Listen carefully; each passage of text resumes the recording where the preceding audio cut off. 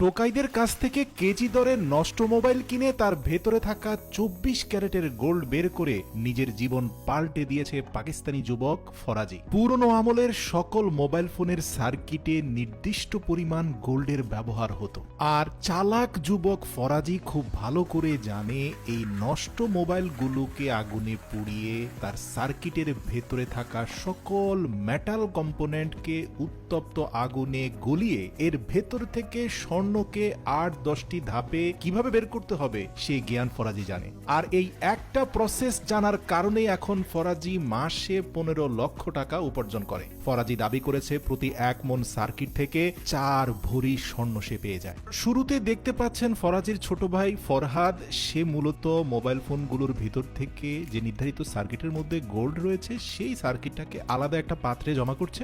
যেহেতু এটা পাকিস্তান, তাই এখানের প্রত্যেকটা যন্ত্রই ট্রেডিশনাল। দেখতে পাচ্ছেন এটা ট্রেডিশনাল গ্রাইন্ডারের মধ্যে সবগুলো সার্কিটকে রেখে তীব্র বেগে আগুনের স্প্রে চালু করে দেওয়া হয়েছে। পাইপ দিয়ে বের হওয়া তীব্র গ্যাসের প্রেসারের সাথে উত্তপ্ত আগুন ভিতরে সার্কিটগুলোকে পুড়িয়ে দিচ্ছে, যার ফলে এই দীর্ঘ সময়ের স্পিনিং এবং হিটিং প্রসেসের মাধ্যমে সব মেটাল কম্পোনেন্ট মানে কলকবজা সব আলাদা হয়ে যাচ্ছে। আপনারা দেখতে পাচ্ছেন এখানে প্রায় ১ মণ পরিমাণ গ্রাইন্ডিং করা সার্কিট রয়েছে। এখন এই সার্কিটের মধ্য থেকে যেই কম্পোনেন্টগুলো পিওর স্টিলের সেগুলোকে হাত দিয়ে আলাদা করে ফেলা হচ্ছে, যেগুলোতে সম্ভাব্য গোল্ড রয়েছে সেগুলোকে একেবারে ট্রেডিশনাল ওয়েতে মাটি চাপা দিয়ে পোড়া দেওয়া হচ্ছে। কোরিয়া জাপান হলে হয়তো আপনি এখানে স্বয়ংক্রিয় অনেক মেশিনের ব্যবহার দেখতেন। যেহেতু এটা পাকিস্তান, তাই মাটি চাপা দিয়ে গাড়ির পুরনো মোবিল ছিটিয়ে সেখানে আগুন ধরিয়ে দেওয়া হলো। প্রাথমিক আগুনে পুড়ে যাওয়া সার্কিটগুলোকে একেবারে মিহি করে ফেলার জন্য আরেকটা ট্রেডিশনাল গ্রাইন্ডারের মধ্যে সংযুক্ত করা হলো, যেটা স্বয়ংক্রিয়ভাবে চালিত হয়ে কয়েক মিনিটের মধ্যে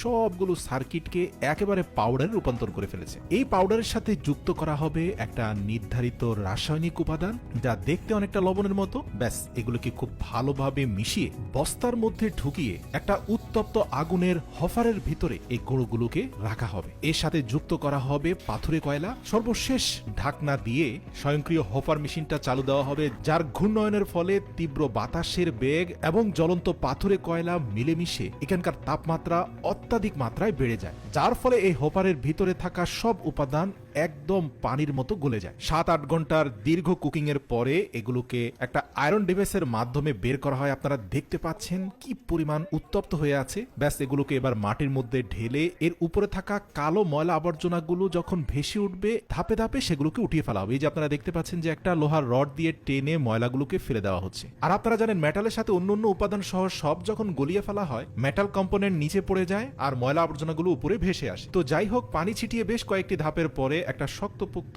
ধাতব উপাদান পাওয়া গেল, যা সার্কিট থেকে বের হয়েছে। প্রিয় দর্শক, মনে রাখতে হবে এর ভেতরে কিন্তু গোল্ডের উপাদানও রয়েছে। এবার লোহার কড়াইয়ের মতো বেঁচে থাকা এই লৌহ দণ্ডটাকে আবারও ট্রেডিশনাল ওয়েতে কয়লা ছিটিয়ে আগুন ধরিয়ে হোপারের মাধ্যমে তীব্র বাতাসের প্রবাহ সৃষ্টি করে এটাকে চতুর্থ ধাপের মতো আবারও গলানো হয়েছে। আর একজন ব্যক্তি দূর থেকে আরেকটা লোহার ডিভাইসের মাধ্যমে ময়লাগুলো ভিতর থেকে বের করে নিয়ে আসার চেষ্টা করছেন। আর দীর্ঘ ৩-৪ ঘন্টা এর ভেতর থেকে একাধিকবার ময়লা বের করার পরে বেঁচে থাকা লৌহদণ্ডটাতে আপনারা স্পষ্ট স্বর্ণের উপস্থিতি দেখতে পাচ্ছেন। ব্যাস, এর সাথে মিশ্রিত করা হবে বেশ কয়েকটি রাসায়নিক কেমিক্যাল। ফরাজি জানে যে কেমিক্যালগুলো মূলত এই মেটাল কম্পোনেন্ট থেকে গোল্ড কম্পোনেন্টটাকে আলাদা করে ফেলবে। তো এই রাসায়নিক ২-৩টি উপাদান মিশিয়ে পুরো রাত তার হাতে আসা কয়েক লটের জমে যাওয়া র গোল্ড প্লেটারগুলোকে ভিজিয়ে রাখা হয়েছে এবং সকালে আপনারা দেখতে পাচ্ছেন যে সবুজ রাসায়নিক বিক্রিয়াগুলো ইতিমধ্যে কালো রং ধারণ করেছে। এবার এর উপর থেকে পানিগুলো ফেলে দেওয়ার পরে